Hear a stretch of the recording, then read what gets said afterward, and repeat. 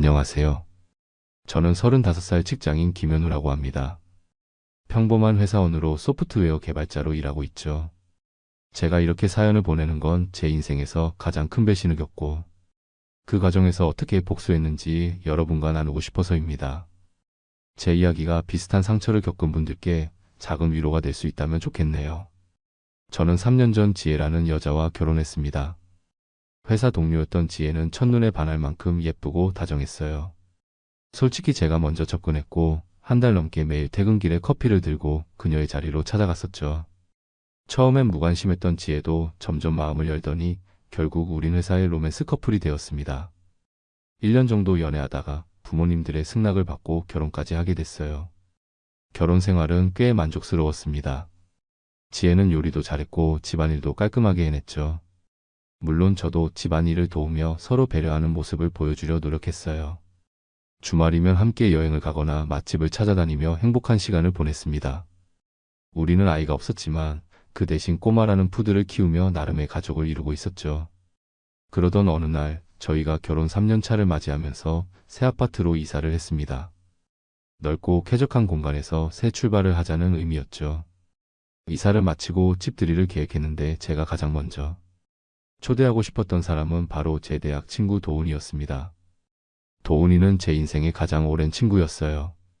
대학교 새내기 때부터 만나 15년 넘게 우정을 이어온 중마고우죠. 취업할 때도 서로 정보를 공유하고 연애 상담도 하고 심지어 제 결혼식에서는 주례 대신 축사를 해줬을 정도로 가까웠습니다.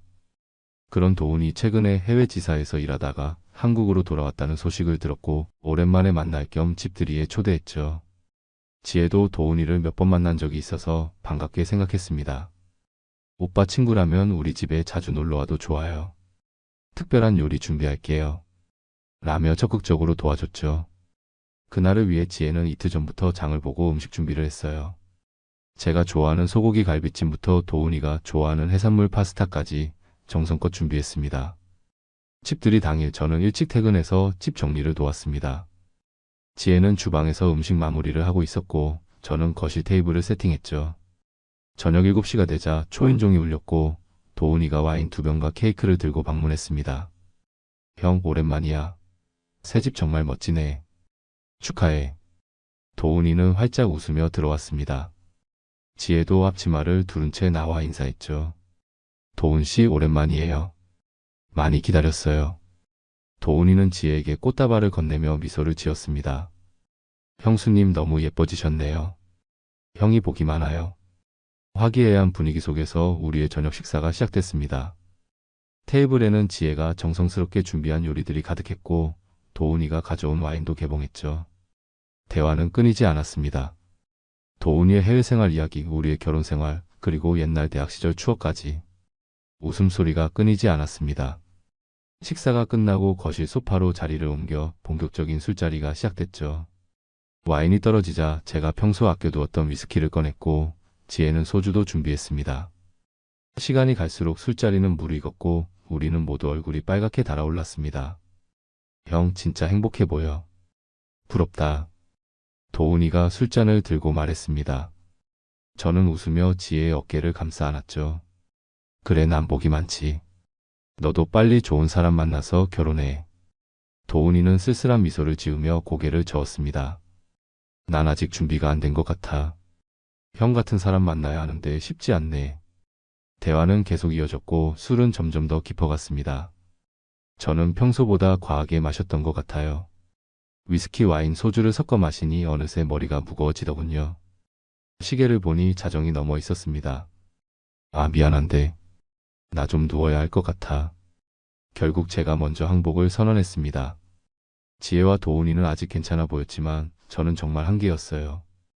비틀거리며 일어서자 지혜가 저를 부축했습니다. 괜찮아요, 오빠. 많이 취했네요. 제가 방으로 데려다 줄게요. 지혜의 도움으로 겨우 침실로 들어갔고 옷도 제대로 벗지 못한 채 침대에 쓰러졌습니다. 마지막으로 들은 건 지혜의 목소리였어요. 푹 쉬어요. 저는 도훈씨 배웅하고 올게요. 그 말을 듣자마자 저는 깊은 잠에 빠져들었습니다. 그때만 해도 제 인생이 어떻게 바뀌게 될지 전혀 알지 못했죠. 깊은 잠에 빠져든 저는 아침이 될 때까지 완전히 정신을 잃고 있었습니다. 눈을 떴을 때는 이미 햇살이 창문을 통해 쏟아지고 있었죠. 머리가 깨질 듯이 아팠어요. 숙취가 심각했습니다. 옆자리를 더듬어 보니 지혜는 이미 일어나 있었고 방문 너머로 부엌에서 들려오는 소리가 들렸습니다. 간신히 몸을 일으켜 화장실로 가서 얼굴을 씻었습니다. 거울에 비친 제 모습은 완전히 망가져 있었어요. 붉게 충혈된 눈, 부어오른 얼굴. 정말 과음은 금물이라는 생각이 들었습니다. 침실을 나와 거실로 들어서니 놀랍게도 도훈이가 아직 있었습니다. 소파에 담요를 덮고 누워 있었죠. 제가 눈을 비비며 다가가자 도훈이도 느릿느릿 일어났습니다. 형. 좋은 아침. 도훈이의 모습도 저와 비슷하게 망가져 있었어요. 머리는 헝클어져 있고 눈은 반쯤 감겨 있었죠. 너 여기서 잤어? 제가 놀라서 묻자 도훈이는 쑥스럽게 웃었습니다. 어제 너무 취해서 집에 가기 힘들더라고. 형수님이 소파에서 자라고 하셔서. 그때 지혜가 부엌에서 나왔습니다. 놀랍게도 그녀는 이미 아침 식사를 준비해 놓고 있었어요. 토스트와 계란 그리고 숙취해소용 콩나물국까지. 일어났네요, 오빠. 어떻게 많이 취했어요? 얼굴이 많이 부었네요. 지혜는 평소와 다름없이 상냥하게 말했습니다. 도훈이를 바라보는 눈빛도 자연스러웠고요. 모든 것이 너무 평범해 보였습니다. 죄송해요, 현우씨. 제가 너무 늦게까지 있었네요.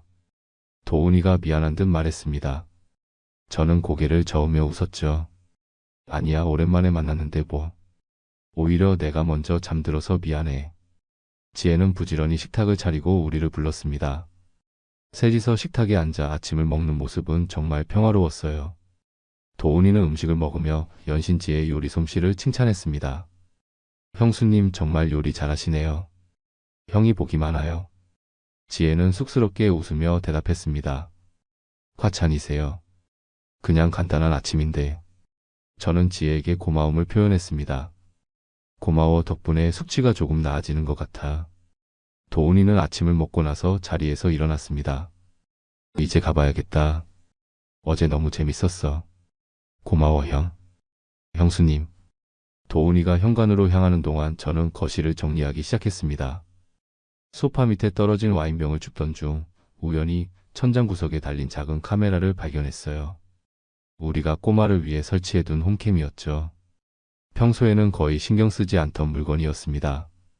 아, 이거 어제 켜져 있었나? 무심코 던진 질문에 지혜가 잠시 동작을 멈췄습니다. 그러나 곧 자연스럽게 대답했죠.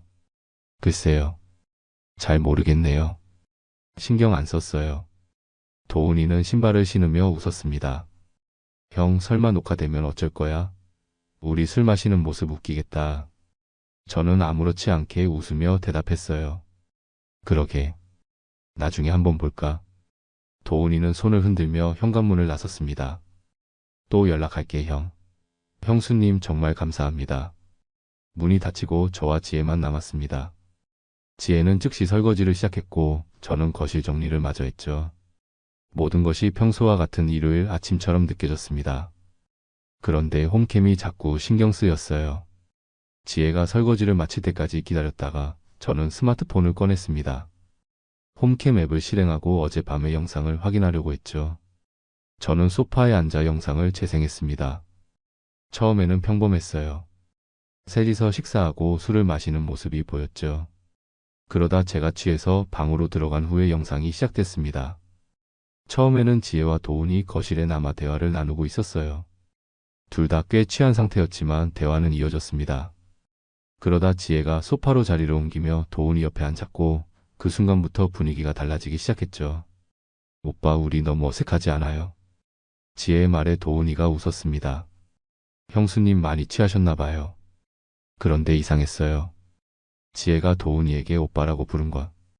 그동안은 항상 도훈 씨라고 불렀는데 뭔가 이상한 느낌이 들었습니다.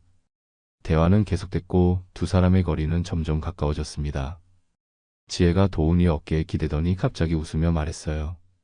진짜 오랜만이다. 이렇게 둘이 있는 거.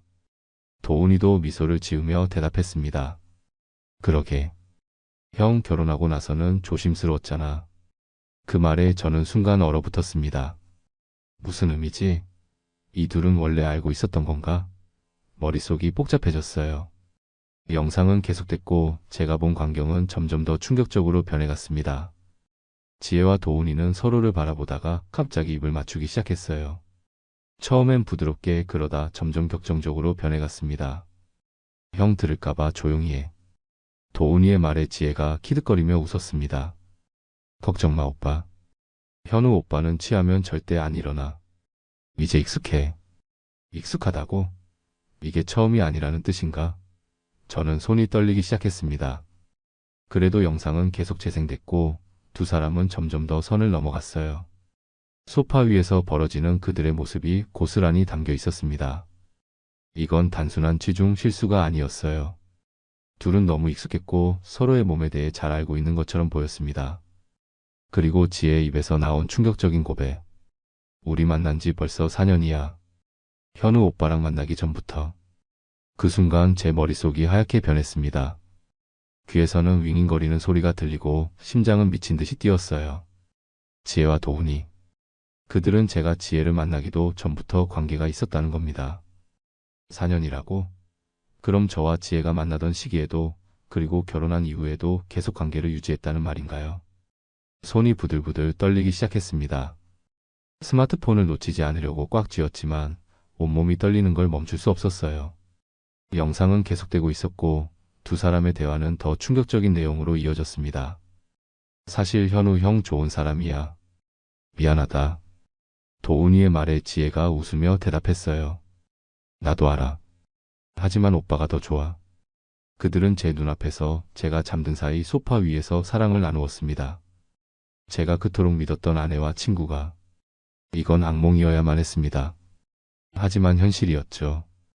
고스란히 녹화된 영상 속에서 두 사람은 너무나 자연스럽게 서로를 탐했습니다. 화장실에서 샤워를 마친 지혜가 나오는 소리가 들려왔습니다. 재빨리 스마트폰을 끄고 마치 아무것도 몰랐던 것처럼 행동했어요. 속에서는 불이 치솟았지만 표정 관리를 하며 침착하게 있었습니다.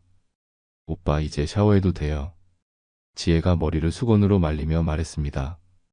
그녀의 목소리는 평소와 다름없이 다정했어요. 어떻게 저렇게 태어날 수 있을까?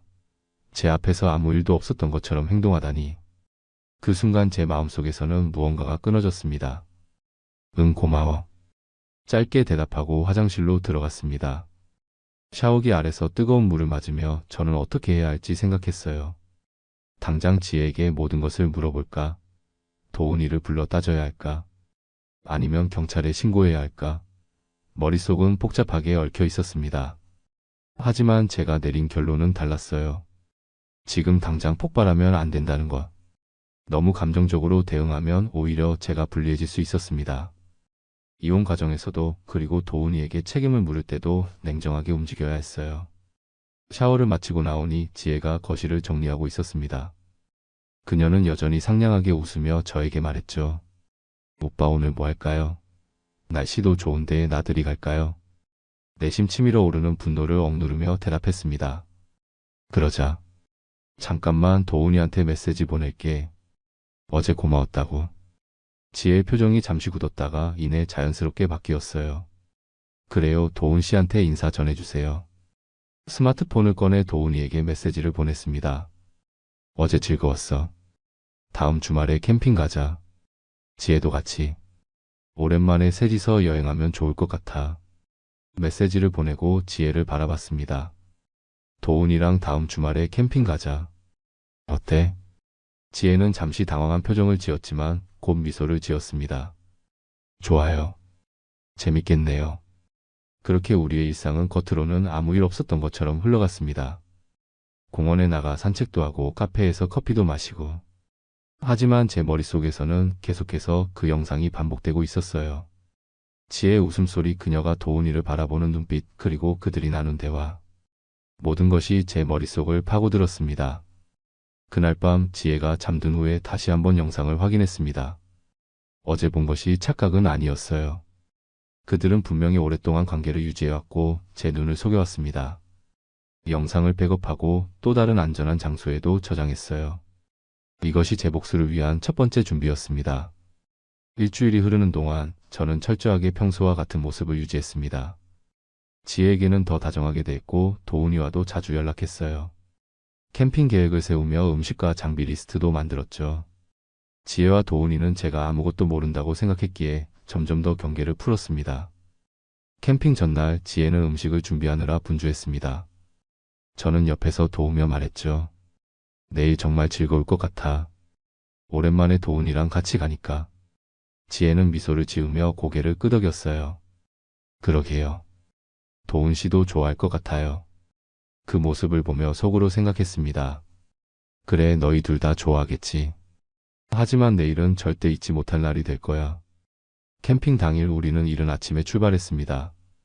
도훈이는 자기 차로 캠핑장에서 만나기로 했어요. 차 안에서 지혜는 평소처럼 음악을 틀고 노래를 흥얼거렸습니다. 저도 미소를 지으며 운전에만 집중했죠. 오랜만에 캠핑 가니까 설레네요, 오빠. 지혜의 말에 저는 고개를 끄덕였습니다. 그러게. 오늘 밤에 재밌게 놀자. 오랜만에 셋이서. 2시간 정도 운전한 후 우리는 한적한 캠핑장에 도착했습니다. 미리 예약해둔 자리는 다른 캠핑객들과 조금 떨어진 곳이었어요. 프라이버시가 보장되는 장소였죠. 저는 일부러 그렇게 예약했습니다.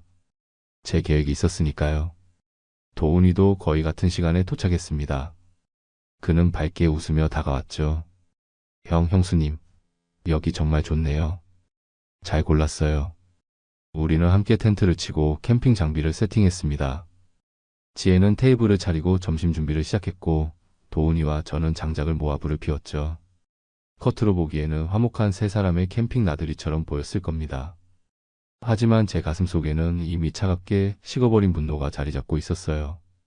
점심을 먹은 후 우리는 근처 계곡으로 산책을 나갔습니다. 지혜와 도훈이는 앞장서서 걸으며 대화를 나눴고 저는 조금 뒤에서 따라갔죠. 그들의 웃음소리가 귓가에 맴돌았습니다. 얼마나 자연스러운지. 그들은 정말 서로를 오래 알고 있었던 것이 분명했어요. 형, 이리 와봐. 여기 경치 진짜 멋있다. 도훈이가 손짓하며 불렀습니다. 저는 미소를 지으며 다가갔죠. 절벽 위에서 내려다보는 계곡의 모습은 정말 아름다웠습니다. 맑은 물이 흐르고 주변은 울창한 숲으로 둘러싸여 있었어요. 여기서 사진 한 장 찍자. 셋이서. 제가 제안하자 지혜와 도훈이도 동의했습니다. 저는 삼각대를 설치하고 타이머를 맞췄어요. 카메라 앞에 선 우리 셋은 밝게 웃으며 포즈를 취했습니다. 찰칵 소리와 함께 그 순간이 저장됐죠. 아마도 우리 셋의 마지막 사진이 될 테니까요. 해가 저물기 시작할 무렵 우리는 캠핑장으로 돌아왔습니다. 저녁 준비를 하면서 도훈이가 가져온 맥주를 마셨어요. 지혜는 바비큐를 굽고 도훈이는 테이블을 세팅했죠. 저는 은밀하게 제 가방에서 작은 프로젝터와 스크린을 꺼냈습니다. 마치 영화를 보기 위한 준비인 척했죠. 오, 형 준비 철저하네. 영화도 볼 거야? 도훈이가 놀라며 물었습니다. 저는 미소를 지으며 고개를 끄덕였어요. 응, 밤에 특별한 영상을 준비했어. 너희들도 좋아할 거야. 지혜가 흘깃 저를 바라봤지만 특별히 의심하는 기색은 없었습니다. 그녀는 계속해서 고기를 굽고 있었어요. 저녁 식사는 화기애애한 분위기 속에서 진행됐습니다. 맥주와 소주가 오가며 우리의 대화는 점점 깊어졌어요. 도훈이는 회사 이야기를 하고 지혜는 최근에 읽은 책에 대해 이야기했죠. 저는 그저 미소를 지으며 그들의 이야기를 들었습니다. 마지막 식사라고 생각하니 이상하게도 평온한 기분이 들었어요. 밤이 깊어지고 캠프파이어 주변에 모여 앉았을 때 드디어 제가 기다리던 순간이 왔습니다. 장작이 타오르며 주변을 따뜻하게 비추고 있었죠. 별이 가득한 하늘 아래 우리 셋만의 공간이 만들어졌습니다. 자, 이제 영상을 볼까? 우리 추억 하나 만들자. 제가 말하며 프로젝터를 켰습니다. 하얀 스크린이 나무 사이에 펼쳐졌고 곧 영상이 시작됐죠. 처음에는 우리가 오늘 찍은 계곡 사진이 나왔습니다. 지혜와 도훈이는 미소를 지으며 영상을 바라봤어요. 그러다가 갑자기 화면이 바뀌었습니다. 우리 집 거실이 나타났고 소파에 앉아있는 도훈이와 지혜의 모습이 보였죠. 그들이 술을 마시며 대화를 나누는 장면이었습니다. 순간 두 사람의 표정이 굳어졌어요. 지혜가 놀란 얼굴로 저를 바라봤고 도훈이는 입을 다물지 못했습니다. 하지만 영상은 계속 재생됐고 곧 그들이 서로에게 다가가는 모습이 나타났죠. 현우야, 이게 무슨... 지혜의 떨리는 목소리가 들렸지만 저는 아무 말 없이 영상을 계속 재생했습니다. 그들이 키스를 나누고 서로의 옷을 벗기는 장면까지 모두 고스란히 보여줬어요. 그리고 가장 충격적인 대화가 흘러나왔습니다. 우리 만난 지 벌써 4년이야. 현우 오빠랑 만나기 전부터. 영상 속 지혜의 목소리가 조용한 밤 공기를 가르며 울려 퍼졌습니다. 도훈이는 얼굴이 하얗게 질렸고 지혜는 눈물을 흘리기 시작했어요. 오빠, 이건 그냥... 지혜가 무언가 말하려 했지만 저는 손을 들어 그녀를 막았습니다. 차갑게 식어버린 제 목소리가 밤 공기를 가르며 흘러나왔어요. 4년 동안이라고? 내가 널 만나기도 전부터? 그리고 우리가 결혼한 후에도 계속? 도훈이가 자리에서 일어나려 했지만 저는 그를 노려보며 말했습니다. 앉아. 끝까지 봐. 영상은 계속됐고 그들의 관계가 얼마나 오래되었는지 그리고 얼마나 친밀했는지 모든 것이 드러났습니다. 저를 배신한 두 사람의 모습이 불빛 아래서 더욱 선명하게 보였어요. 마침내 영상이 끝나고 깊은 침묵이 흘렀습니다. 장작이 타는 소리만 들릴 뿐 누구도 먼저 입을 열지 않았어요. 지혜는 계속해서 울고 있었고 도훈이는 고개를 숙인 채 꼼짝도 하지 않았습니다. 현우야, 난 정말 미안해. 이건... 도훈이가 마침내 입을 열었지만 저는 그의 말을 자르고 냉정하게 대답했습니다. 미안하다고? 내가 미안하다고? 15년 우정 그리고 내 아내와의 관계. 모든 걸 배신하고 뭔가? 지혜가 제 팔을 잡으려 했지만 저는 그녀를 밀쳐냈어요. 오빠, 제발 내 말 좀 들어봐요. 우리는... 너희는 뭐? 사랑했다고? 그래서 나를 배신한 거야? 제 목소리는 점점 더 커졌습니다. 그동안 참았던 분노가 폭발하기 시작했어요. 이게 얼마나 나를 괴롭게 했는지 알아? 내가 얼마나 배신감을 느꼈는지. 너희 둘이 내 뒤에서 비웃으며 관계를 이어온 거잖아. 내가 아내라고 생각했던 사람, 그리고 친구라고 믿었던 사람에게. 도훈이가 일어서서 저에게 다가왔지만 저는 그를 강하게 밀쳐냈습니다. 도훈이는 균형을 잃고 뒤로 넘어졌어요. 현우야, 제발. 우리가 잘못했어. 하지만이 뭐가 있어? 너희 둘은 끝났어. 내 인생에서 사라져. 저는 마지막 말을 남기고 캠프파이어에서 일어났습니다. 제 가방을 집어들고 차 키를 꺼냈어요. 지혜가 울면서 뒤따라왔습니다. 오빠, 제발 가지 마요. 이야기 좀 해요. 하지만 저는 뒤돌아보지 않았습니다. 차에 올라타 시동을 걸었어요. 백미러로 보니 캠프파이어 앞에 무너진 듯 앉아있는 두 사람의 모습이 보였습니다. 이제 그들은 서로밖에 없겠죠. 저는 그들을 그 자리에 버려두고 캠핑장을 빠져나왔습니다. 캠핑장을 떠난 그날 밤 저는 차를 몰고 어디론가 달렸습니다. 목적지도 없이 그저 달렸어요. 머릿속에는 지혜와 도훈이의 모습이 계속해서 떠올랐고 가슴은 무너져 내리는 것만 같았습니다. 결국 한 시골 모텔에 차를 세웠을 때는 이미 새벽 2시가 넘어 있었어요. 모텔방은 좁고 낡았지만 그때 저에게는 그런 것이 중요하지 않았습니다. 침대에 누워 천장을 바라보며 생각했죠. 내가 지금까지 어떻게 살아왔던 거지?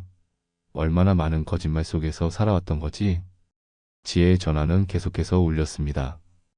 처음에는 받지 않았지만 새벽 3시가 넘어 5번째 전화가 왔을 때 저는 마침내 전화를 받았어요. 오빠, 제발. 지혜의 목소리는 울음으로 가득 차 있었습니다. 하지만 제 마음은 이미 차갑게 식어 있었어요. 할 말 있어? 제 목소리는 평생 들어본 적 없는 냉정함으로 가득 차 있었습니다. 지혜는 잠시 말을 잇지 못했고 그저 흐느끼는 소리만 들렸어요. 미안해요. 정말 미안해요. 제가 잘못했어요. 미안하다고? 4년 동안의 배신을 미안하다는 말 한마디로 끝내려고? 제 목소리가 점점 높아졌습니다. 모텔방에 울려 퍼지는 제 목소리가 저 자신도 낯설게 느껴졌어요. 모든 걸 다 설명할게요. 제발 한 번만 만나서 이야기해요. 설명? 뭘 설명하겠다는 거야? 내가 잠든 사이 내 가장 친한 친구와 관계를 맺은 것? 아니면 나를 만나기도 전부터 그 관계가 있었다는 것? 어떤 설명이 필요하다고 생각해? 지혜는 계속해서 울었고 저는 그 울음소리조차 듣기 싫었습니다. 결국 전화를 끊고 휴대폰을 꺼버렸어요. 그날 밤 저는 눈을 한 번도 감지 못했습니다. 다음날 아침 가장 먼저 한 일은 변호사를 찾는 것이었습니다. 다행히 인터넷 검색으로 근처에 있는 변호사 사무실을 찾을 수 있었어요. 소박한 사무실이었지만 박성준 변호사는 경험이 풍부해 보였습니다. 불륜 증거가 확실하다면 법적으로는 꽤 유리한 위치에 계십니다. 박 변호사의 말에 저는 스마트폰을 꺼내 홈캠 영상을 보여주었습니다. 그는 잠시 영상을 보더니 심각한 표정으로 고개를 끄덕였어요. 이 정도면 증거는 충분합니다. 이혼 소송과 함께 상간자 소송도 가능할 것 같네요. 상간자 소송은 생각해보지 않았던 부분이었습니다. 하지만 도훈이의 배신이 너무 컸기에 그에게도 합당한 대가를 치르게 하고 싶었어요. 네, 둘 다 진행하고 싶습니다. 그날부터 저는 철저하게 계획을 세우기 시작했습니다. 우선 집으로 돌아가 필요한 서류들을 모았어요. 다행히 지혜는 집에 없었고 빠르게 서류를 찾아 나올 수 있었습니다. 결혼증명서, 재산 관련 서류, 그리고 홈캠 영상이 저장된 하드 드라이브까지 모든 것을 챙겨 나왔어요. 다음으로는 회사에 연락해 며칠간 휴가를 신청했습니다. 현재 상태로는 일에 집중할 수 없었으니까요. 그리고 은행 계좌도 분리했습니다. 공동 계좌에 있던 돈의 절반만 제 개인 계좌로 옮겼어요. 법적으로도 문제가 없도록 공정하게 처리했죠. 사흘 후 변호사를 통해 이혼 소장과 상간자 소송 소장이 준비되었습니다. 이제 정식으로 법적 절차가 시작된 거죠. 소장이 지혜와 도훈이에게 전달된 그날, 저는 처음으로 휴대폰을 켰습니다. 예상대로 수십 통의 부재중 전화와 메시지가 쌓여 있었어요. 대부분은 지혜에게서 온 것이었고 몇 개는 도훈이에게서 온 것이었습니다. 아직도 그들의 메시지를 읽을 준비가 되지 않아 모두 삭제했어요. 하지만 한 통의 메시지가 눈에 띄었습니다. 도훈이의 회사 동료였던 민수에게서 온 메시지였어요. 현우 형, 도훈이 회사의 불륜 사실이 알려졌어요. 모두가 그를 피하고 있습니다. 어떻게 된 일인지는 모르겠지만 형에게 직접 물어보려고요.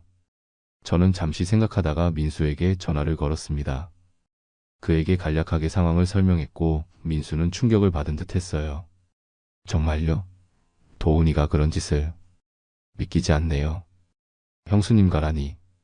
민수의 말에 따르면 누군가가 회사에 도훈이의 불륜 사실을 알렸다고 합니다. 익명의 제보였고 증거는 없었지만 소문이 빠르게 퍼져나갔다고 해요. 도훈이는 회사에서 완전히 고립되었고 모두가 그를 피했다고 합니다. 솔직히 말하면 저는 도훈이의 회사에 그 어떤 제보도 하지 않았습니다. 하지만 그가 사회적으로 매장되는 것이 나쁘지 않다고 생각했어요. 자신의 행동에 따른 결과를 받아들여야 한다고 생각했으니까요. 일주일 후 지혜가 제 회사를 찾아왔습니다. 로비에서 기다리고 있다는 연락을 받았지만 저는 만나주지 않았어요. 그녀가 어떤 말을 하든 제 마음은 이미 결정되어 있었으니까요. 경비에게 그녀를 돌려보내도록 지시했습니다. 김 대리님 부인분이 계속 기다리겠다고 하십니다. 어떻게 할까요? 경비의 물음에 저는 냉정하게 대답했어요. 그냥 돌려보내세요. 만날 생각 없습니다. 그날 저녁 회사를 나와 차를 몰고 집으로 향했습니다. 현관문을 열자마자 느껴진 이상한 기운. 집안이 어딘가 달라져 있었어요. 지혜의 물건들이 사라져 있었습니다. 옷장을 열어보니 그녀의 옷가지들이 모두 없었고 화장대 위에 있던 화장품과 액세서리도 모두 사라졌어요. 지혜가 제가 없는 사이 와서 자신의 물건들을 가져간 것이 분명했습니다. 침대에 앉아 고개를 숙였습니다. 이상하게도 허전함이 밀려왔어요. 아무리 배신을 당했다고 해도 3년 동안 함께했던 사람이 떠난다는 것은 쉽게 받아들일 수 없는 일이었습니다. 하지만 저는 이미 마음을 굳혔어요. 이제 돌이킬 수 없는 강을 건넌 것이었으니까요. 다음날 변호사에게 연락이 왔습니다. 지혜 측에서 합의 이혼을 제안해왔다고 했어요. 위자료 없이 그저 빨리 끝내길 원한다는 내용이었습니다. 아마도 법정에서 홈캠 영상이 공개되는 것을 두려워했던 것 같아요. 이게 귀하에게는 유리한 제안입니다. 긴 소송 과정 없이 깔끔하게 끝낼 수 있으니까요. 변호사의 말에 저는 고개를 끄덕였습니다. 좋습니다. 합의하죠. 하지만 도훈이에 대한 상간자 소송은 계속 진행할 겁니다. 도훈이에게는 더 큰 책임을 물어야 한다고 생각했어요. 15년 동안의 우정 그리고 그 속에서의 배신. 그것은 쉽게 용서할 수 있는 것이 아니었습니다. 이혼 절차는 생각보다 빠르게 진행되었습니다. 합의 이혼이었기에 복잡한 과정 없이 끝낼 수 있었어요. 지혜를 마지막으로 본 것은 법원에서였습니다. 그녀는 많이 야위어 있었고 눈에는 깊은 그림자가 드리워져 있었어요. 잠시 우리의 눈이 마주쳤을 때 그녀는 무언가 말을 하려는 듯했지만 결국 아무 말도 하지 않았습니다. 서로 침묵 속에서 이혼 서류에 서명했고 그렇게 우리의 3년 결혼 생활은 막을 내렸어요. 도훈이에 대한 상간자 소송은 조금 더 시간이 걸렸습니다. 그는 처음에는 변호사를 통해 항변했지만 결국 증거 앞에서 무너질 수밖에 없었어요. 법원은 도훈이에게 3천만 원의 위자료를 지불하라는 판결을 내렸습니다. 법정에서 나오는 길에 도훈이가 저를 따라왔습니다. 그의 모습은 제가 기억하던 자신감 넘치는 친구의 모습이 아니었어요. 수염이 덥수룩하게 자라있고 얼굴은 초췌했으며 눈에는 피곤함이 가득했습니다. 현우야, 잠깐만 이야기할 수 있을까? 저는 걸음을 멈추고 그를 바라봤습니다. 15년 동안 친구였던 사람, 그런데 이제는 완전히 낯선 존재가 되어버린 사람. 할 말 있어? 제 목소리는 냉정했습니다. 도훈이는 잠시 입술을 깨물더니 떨리는 목소리로 말했어요. 정말 미안해. 나는 너무 나약했어. 지혜를 처음 만났을 때부터 그녀에게 끌렸지만 그녀는 너를 선택했고 그래서 포기했어야 했는데 저는 그의 말을 자르고 냉정하게 대답했습니다. 내가 정말 친구였다면 그랬겠지. 하지만 너는 아니었어. 나와 지혜가 만나기 전부터 관계가 있었다며? 그게 친구가 할 짓이야. 도훈이는 고개를 숙였습니다. 변명의 여지가 없어. 다만 한 가지만 알아줬으면 해. 나는 정말 널 소중하게 생각했어. 그런데도 이런 짓을 한 나 자신이 너무 혐오스러워. 소중하게 생각했다고? 그렇게 소중하게 생각하면서 내 뒤에서 그런 짓을 했다고? 제 목소리가 점점 높아졌습니다. 주변에 있던 사람들이 우리를 쳐다보기 시작했어요. 도훈이는 그저 고개를 숙인 채 서 있을 뿐이었습니다. 이제 됐어. 너와 나는 더 이상 아무 관계도 아니야. 위자료는 기한 내에 지불하고 다시는 내 앞에 나타나지 마. 그 말을 남기고 저는 돌아섰습니다. 도훈이의 목소리가 뒤에서 들려왔지만 저는 뒤돌아보지 않았어요. 현우야, 정말 미안해. 그렇게 저는 과거의 친구와 완전히 결별했습니다. 이제 제 인생에서 도훈이라는 사람은 존재하지 않았어요. 캠핑장에서의 그날 밤 이후 저는 지혜와 도훈이에게 철저한 복수를 계획했습니다. 단순히 이혼하고 상간자 소송을 제기하는 것만으로는 제가 느꼈던 배신감과 분노를 해소할 수 없었어요. 그들이 저에게 준 상처는 너무 깊었고 저는 그들도 똑같은 고통을 느끼길 원했습니다. 먼저 도훈이의 회사의 익명으로 그의 불륜 사실을 알렸습니다. 물론 직접적인 증거는 제공하지 않았지만 정확한 정황을 설명했어요. 그 결과 도훈이는 회사에서 철저하게 고립되었고 결국 사표를 내고 말았죠. 15년 동안 쌓아온 그의 경력이 한순간에 무너진 겁니다. 지혜에게도 마찬가지였습니다. 그녀가 일하던 회사의 동료들에게도 불륜 사실이 퍼졌어요. 누가 알렸는지는 모르지만 아마도 소문은 빠르게 퍼지는 법이니까요.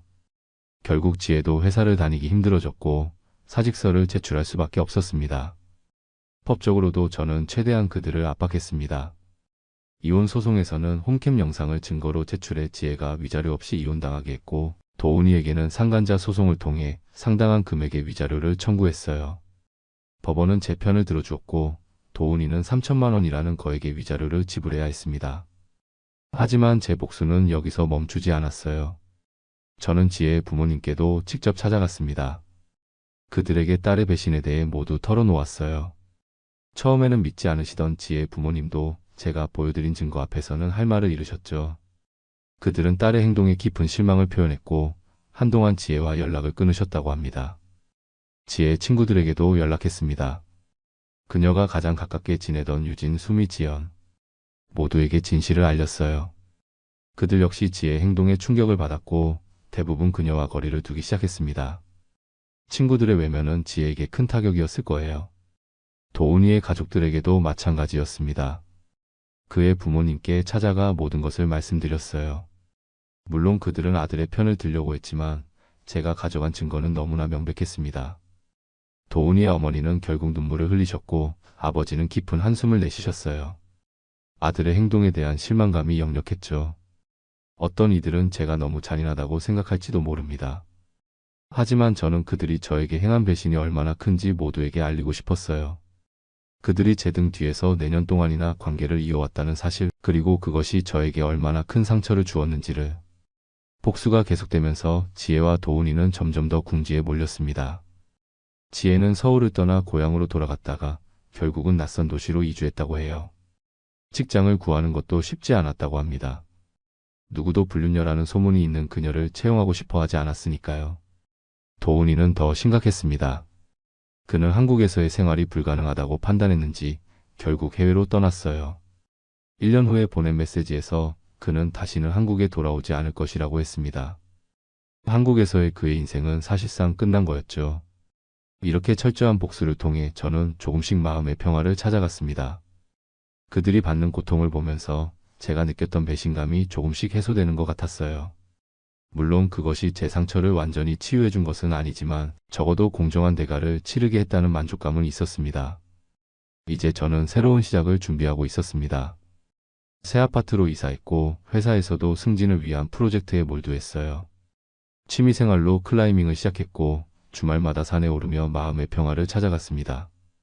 친구들은 저에게 새로운 만남을 권했지만 아직은 그럴 준비가 되지 않았어요. 마음의 상처가 아물기 위해서는 시간이 필요했습니다.